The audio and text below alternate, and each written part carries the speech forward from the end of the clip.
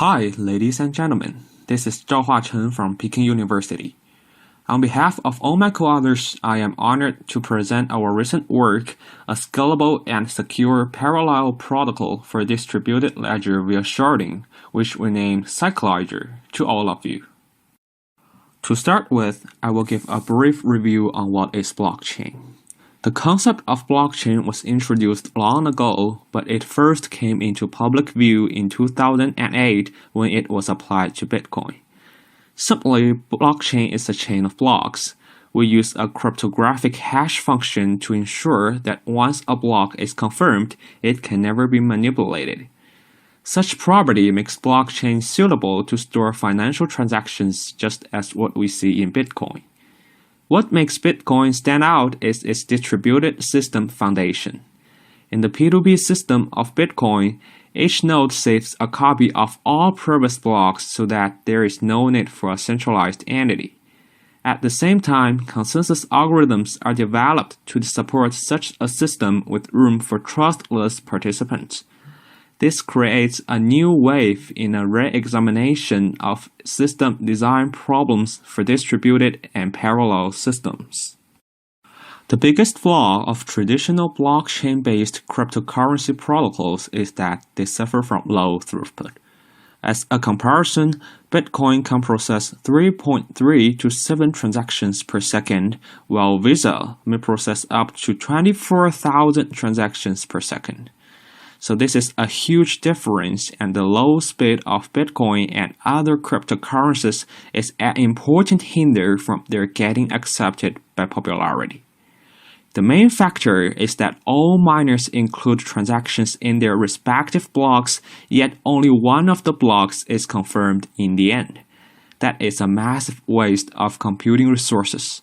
Then there comes an idea that can we generate blocks in parallel so that less computation is wasted and higher throughput is reached.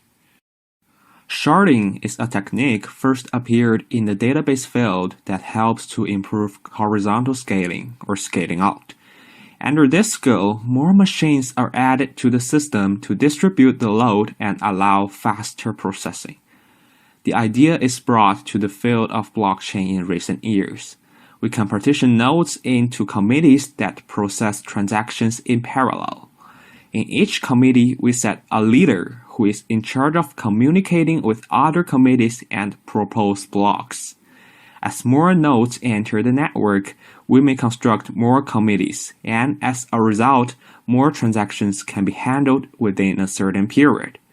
Currently, sharding is viewed as a way to enhance the scalability of blockchain systems in the consensus layer.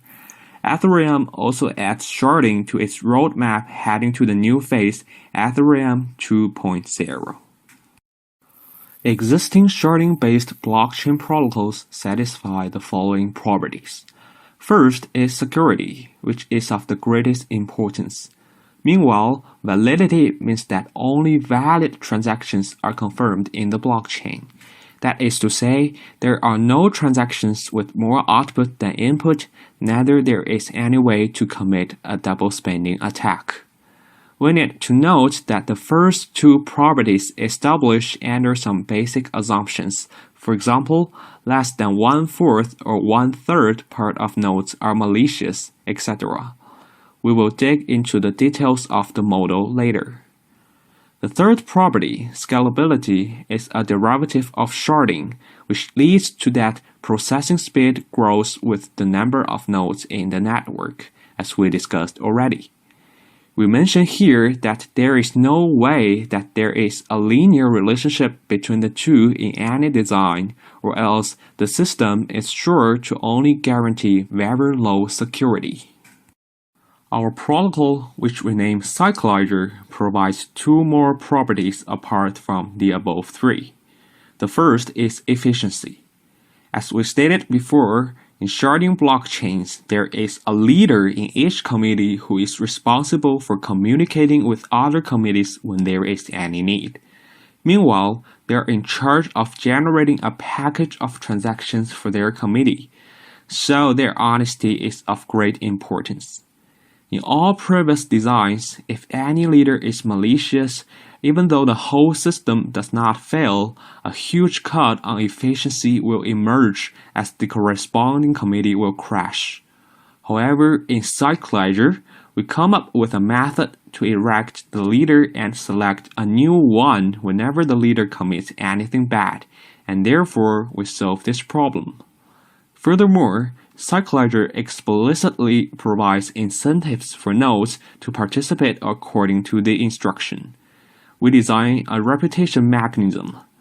Under the design, members with higher honest computing resources will win more reputation and thus get more rewards, whereas malicious nodes will face a loss on revenue. Combining these two improvements, we may sort out those nodes with a higher reputation and appoint them as leaders, hoping that their abundant computing ability will benefit the execution of the protocol, meanwhile with no loss of security and efficiency concerning our leader reselection scheme. In all, we believe CycLedger is a great sharding blockchain design. Now we come to our work. To start with, we describe our hierarchical model. In CycLedger, there are two types of committees. The unique referee committee is in charge of maintaining the status of the whole chain and supervising the participants of the protocol. All transactions should be verified by this committee before they appear on the block. All nodes in this committee are equal.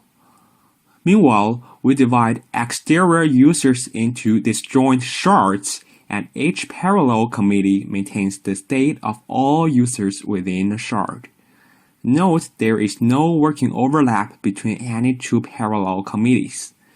There are three types of nodes inside a parallel committee. The leader communicates with the referee committee and other leaders. There are multiple partial set members in a committee whose duty is to keep watch on the leader and impeach the leader to the referee committee whenever the leader is found to be malicious. We require that there is at least one honest partial set member in any committee so that a malicious leader can always be evicted. Other members are common members who only participate in the consensus. We demand that all committees have an honest majority, or the protocol will fail. In fact, we assume that there is less than 1/3 part of dishonest nodes, and therefore, when we tune the expected size of a committee well, the probability that any committee has more bad nodes than honest ones is negligible. CycLedger runs in rounds. We assume synchronous communication within the committee and among all key members, and here, key members refer to all leaders and partial set members. For other channels, we only assume partial synchronous communication.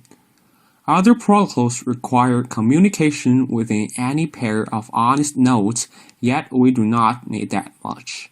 For example, there is no necessity that two common members from different committees talk with each other. Meanwhile, as stated before, we demand that less than 1/3 nodes are malicious and an adversary needs one round to corrupt any node.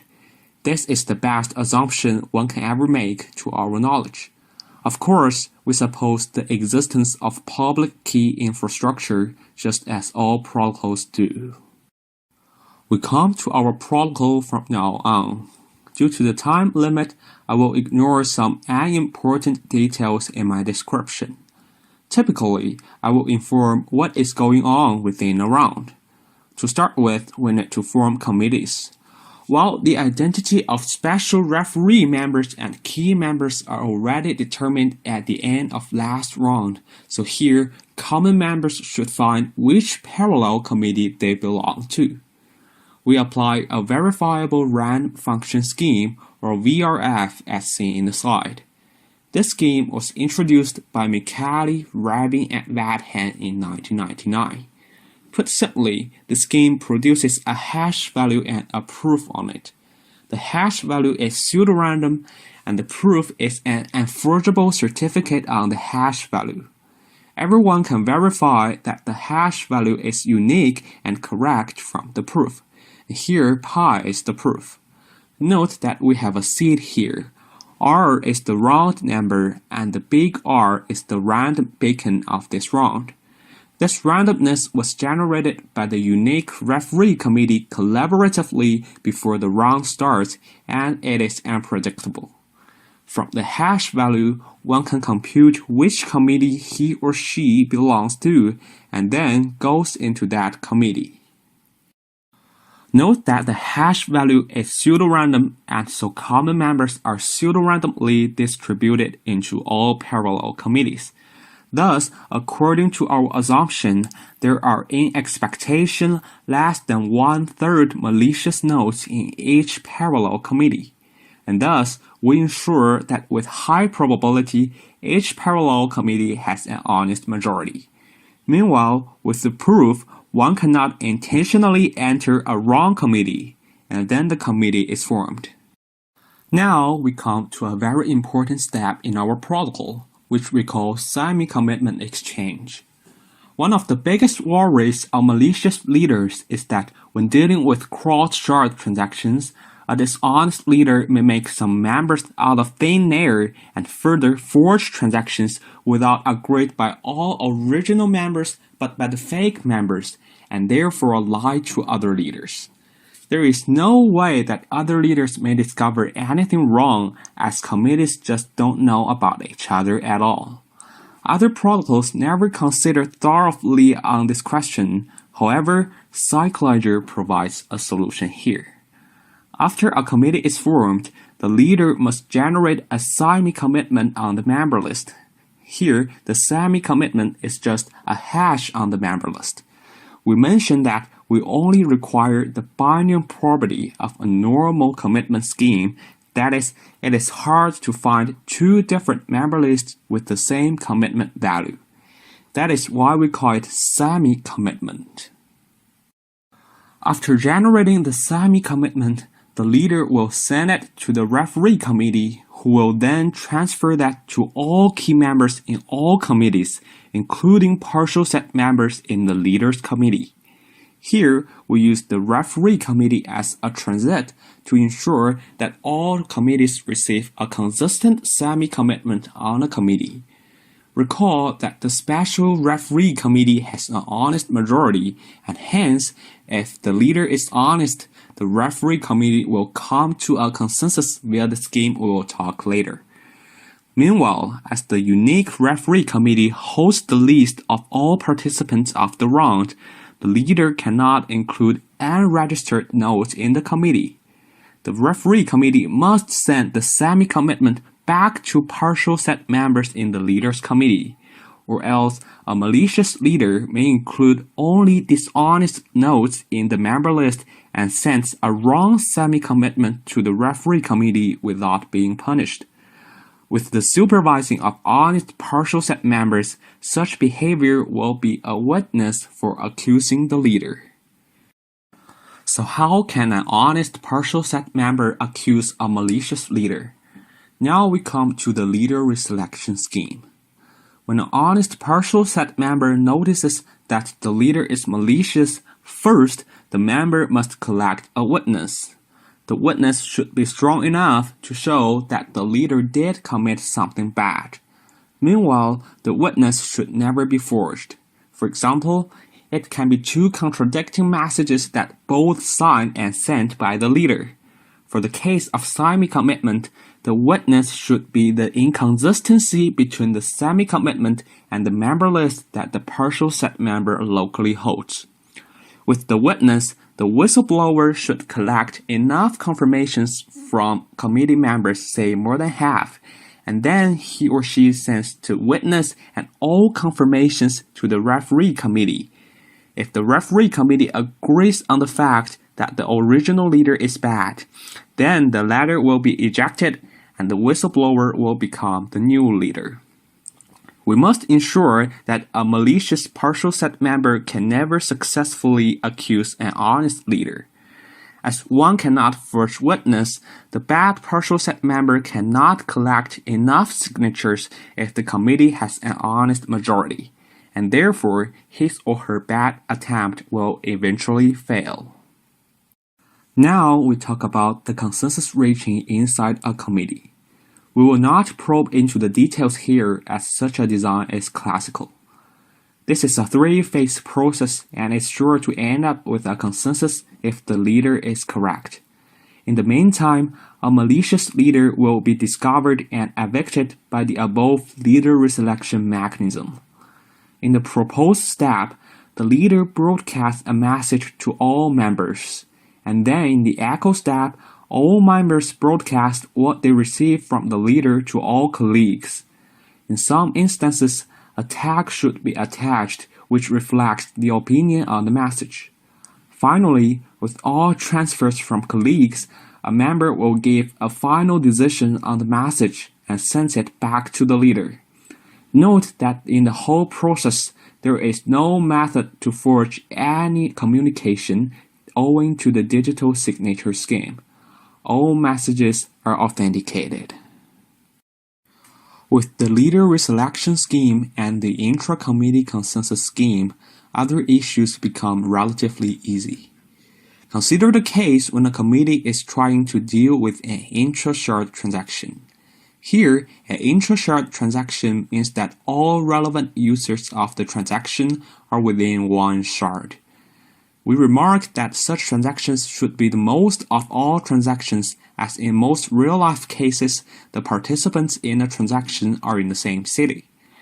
So, suppose the committee in the slide is responsible for the shard. After receiving a transaction, the leader would directly broadcast it to all members of the committee. And then each member could label one of the three marks on the transaction locally: valid, invalid, or anon. Here, anon is a conservative option if the node is unable to carry out the judgment, maybe due to lacking computation resources or other reasons. Members should deliver the result back to the leader, who will then gather the result and form a voting list, which is not shown in the slide, and reach a consensus on the list. When such a consensus is reached, the leader would send the collaboratively consequent judgment on the transaction as well as the signed voting list to the referee committee.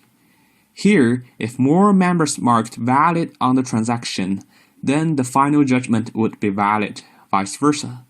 There will be no tie as more than half of the notes in each committee are honest. Note that the committee cannot cheat, as the referee committee holds the semi-commitment of the committee. At last, we come to those transactions which relevant users distribute across multiple shards.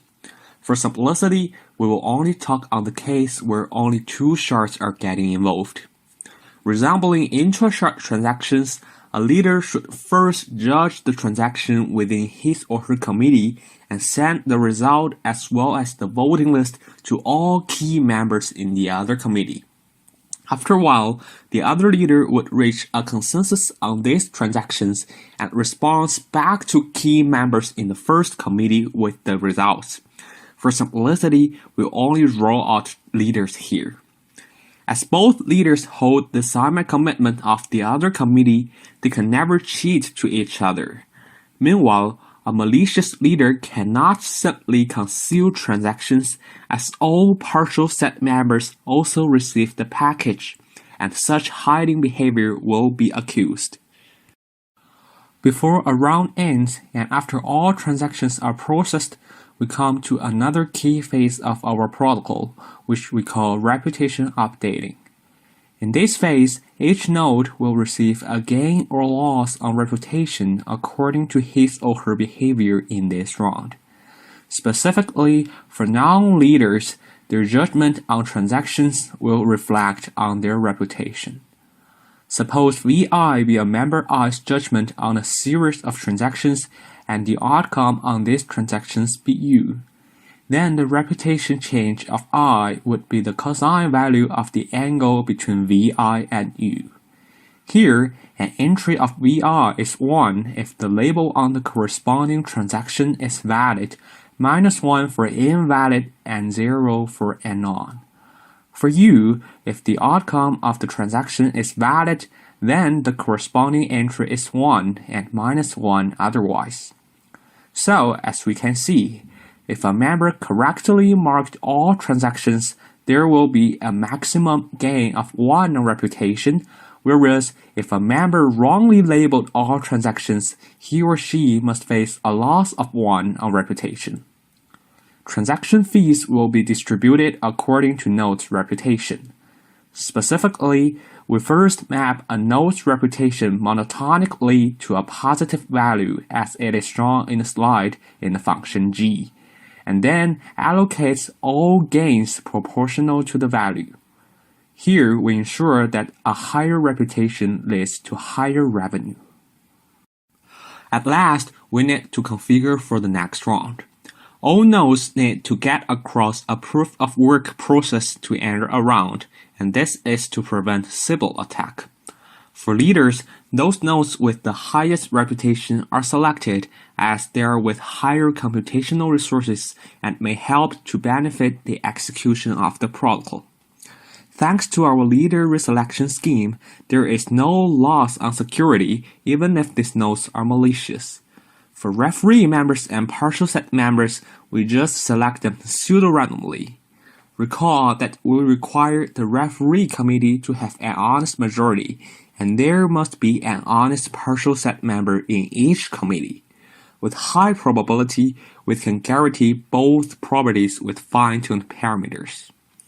What is left is to generate the block of the round and update states of users.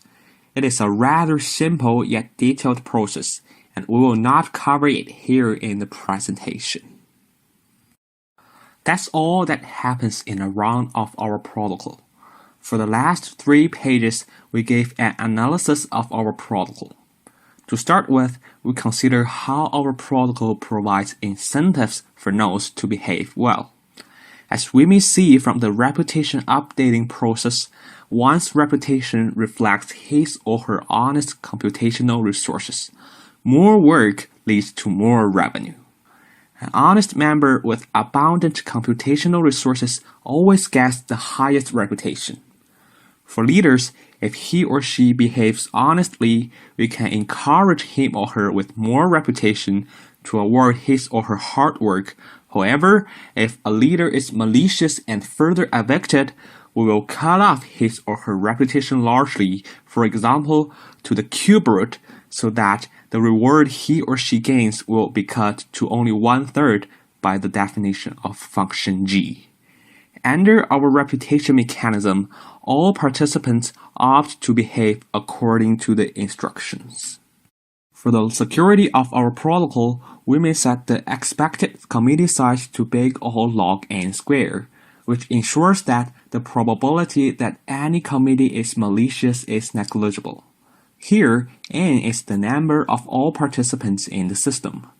We set the size of each partial set to an appropriate number, say 40.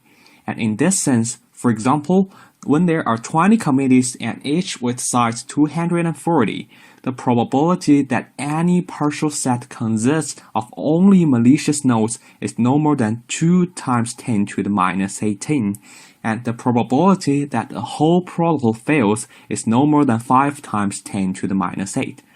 This is the best result that is ever achieved in sharding blockchain protocols. At last, we compare CycLedger with other related works. Our protocol has almost the least complexity, the highest security, and causes the least burden to the whole network.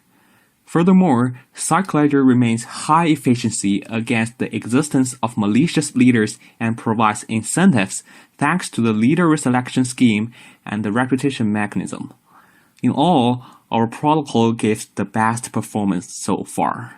And that's all. Thank you.